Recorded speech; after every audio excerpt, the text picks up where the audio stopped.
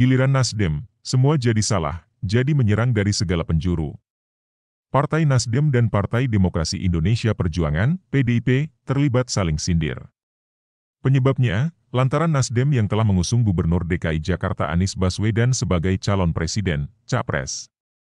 Sindiran berawal ketika Sekretaris Jenderal PDIP Hasto Kristianto mengomentasi keputusan Nasdem itu. Awalnya, Hasto tak secara tegas menyindir Nasdem saat perayaan HUT TNI di kantor DPP PDIP, Menteng, Jakarta Pusat, Minggu, 9 Oktober 2022. Ia hanya menggunakan kata biru untuk menyindir parpol yang berada di barisan pemerintah, tapi disebutnya sudah lepas karena telah memiliki capres sendiri. Pengandaian itu diberikan Hasto saat menjelaskan tentang lukisan pejuang kemerdekaan yang tengah merobek kain biru bendera Belanda dalam peristiwa 10 November 1945 di Hotel Yamato, Surabaya. Jangan sampai kemudian mencalonkan seseorang yang punya kebijakan yang berbeda. Ketika misalnya ada kebijakan yang berbeda dari calon yang diusung oleh partai politik pengusung Pak Jokowi maka ini akan kontradiktif, ujar dia. Diketahui, dalam beberapa kesempatan, Anies memang memiliki pandangan berbeda dengan pemerintahan Jokowi Ma'ruf Amin. Saat berada di Yogyakarta, Hasto menjelaskan, salah satu perbedaan itu adalah terkait prioritas kegiatan dalam penanganan ekonomi pasca pandemi COVID-19 dan perang Rusia-Ukraina. Jangan sampai kemudian mencalonkan seseorang yang punya kebijakan yang berbeda. Ketika misalnya ada kebijakan yang berbeda dari calon yang diusung oleh partai politik pengusung Pak Jokowi maka ini akan kontradiktif, ujar dia. Ia menilai Anies merupakan figur yang kerap berseberangan dengan istana. Padahal, Jokowi ingin pembangunan yang berkesinambungan. Namun, keinginan itu berbeda dengan Anies. Ia mengeklaim Anies tak ingin ibu kota berpindah dari Jakarta, sedangkan Jokowi tengah memulai pembangunan ibu kota negara, IKN, di Kalimantan Timur. Hasto pun beranggapan Partai Nasdem harus pasang badan untuk Anies, sama seperti PDIP yang maju paling depan untuk Jokowi.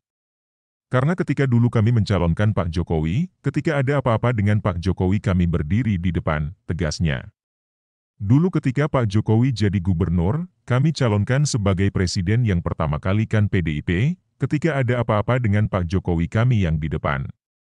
Itu hukum demokrasi, imbuh dia. Pengorbanan Surya Paloh besar di sisi lain, Ketua DPP Bidang Pemenangan Pemilu, Bappilu, Nasdem Effendi Chorie meminta agar Hasto tidak menyebarkan narasi palsu soal adanya pergantian jabatan atau reshuffle kader Nasdem di pemerintahan. Ia meyakini bahwa Jokowi tidak akan mencopot menteri yang berasal dari Nasdem yang kini duduk di kursi Kabinet Indonesia Maju. Saya yakin Jokowi sadar itu. Betapa besar pengorbanan Pak Surya Paloh dan Nasdem untuk kemenangan Jokowi, katanya. Ia mengeklaim bahwa Partai Nasdem bakal terus mengawal pemerintahan Jokowi Ma'ruf hingga usai. Penunjukan Anies sebagai capres, menurutnya, merupakan mekanisme yang ditempuh untuk mempersiapkan Pilpres 2024. Jadi kesetiaan Nasdem terhadap pemerintah sekarang ini sampai akhir masa jabatan, sebut Effendi.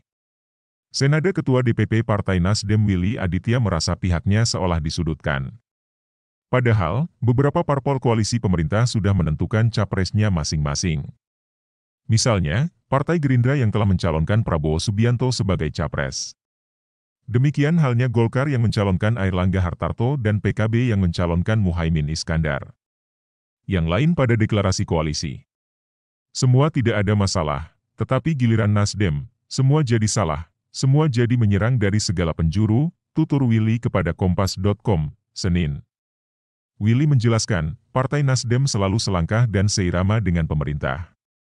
Apa yang digariskan oleh Presiden, dijalankan oleh Nasdem, baik itu lewat menteri-menteri maupun partai sendiri, hingga detik ini, tandasnya.